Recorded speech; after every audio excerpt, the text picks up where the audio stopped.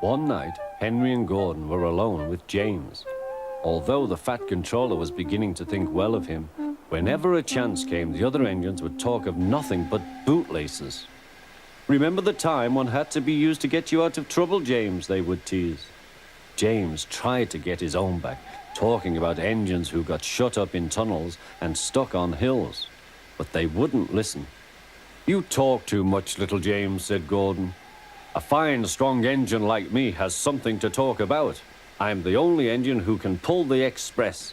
When I'm not there, they need two engines. Think of that. I've pulled expresses for years and have never once lost my way. I seem to know the right line by instinct."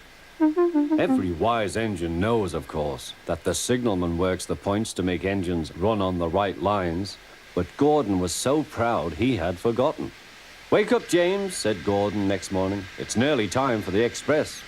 "What are you doing? Odd jobs?" "Oh, well, we all have to begin somewhere, don't we?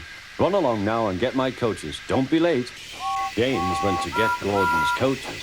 They were all shining with lovely new paint. He was careful not to bump them, and they followed him smoothly into the station, singing happily, "We're going away, we're going away."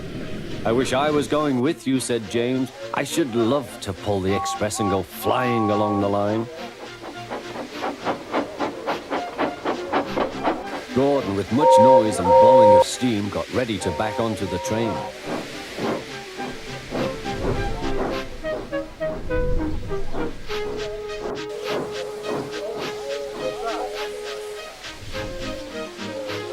The Fat Controller was on the train with other important people, and as soon as they heard the guard's whistle, Gordon started. Look at me now," he puffed, and the coaches glided after him. "Poop, poop, poop, poop, poop. Goodbye, little James. See you tomorrow." James watched the train disappear and then went back to work. He pushed some trucks into their proper sidings and went to fetch the coaches for another train. James had just brought the coaches to the platform when he heard a mournful noise. There was Gordon trying to sidle into the station without being noticed. "Hello, Gordon. Is it tomorrow?" asked James. Gordon didn't answer. He just let off steam feebly. "Did you lose your way, Gordon?" said James. "No, it was lost for me. I was switched off the main line onto the loop. I had to go all round and back again." "Perhaps it was instinct," said James. Meanwhile, all the passengers hurried to the booking office. "We want our money back," they shouted. But the Fat Controller climbed on a trolley and blew the guard's whistle so loudly that they all stopped to look at him. Then he promised them a new train at once. "Gordon can't do it," he said. "Will you pull it for us, James?" "Yes, sir, I'll try." So James was coupled on and everyone got in. "Do your best, James," said the Fat Controller. Come along, puffed James. You're pulling as well, sang the coaches.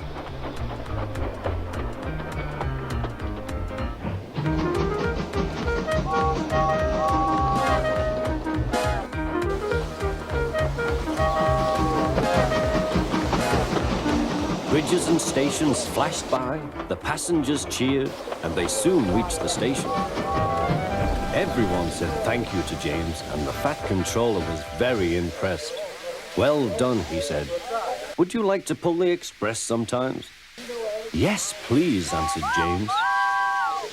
Next day, when James came by, Gordon was pushing trucks. "I like some quiet work for a change," he said. "I'm teaching these trucks manners. You did well with those coaches, I hear." "Good, we'll show them." And he gave his trucks a bump. James and Gordon are now good friends. James sometimes takes the express to give Gordon a rest. Gordon never talks about bootlaces, and they are both quite agreed on the subject of trucks.